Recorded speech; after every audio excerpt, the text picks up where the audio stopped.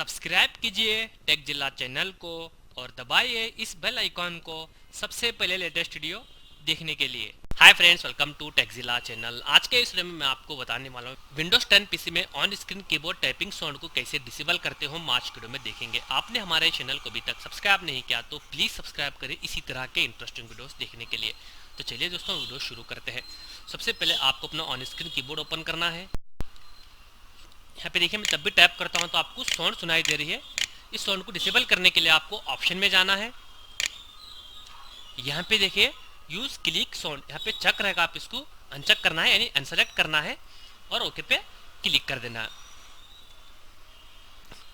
उसके बाद आप कुछ भी टैप करेंगे तो आपको साउंड सुनाई नहीं देगा यानी डिसेबल हो जाएगा।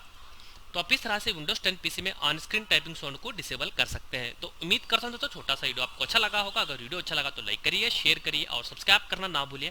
टेक जिला चैनल को मिलते हैं नेक्स्ट वीडियो में।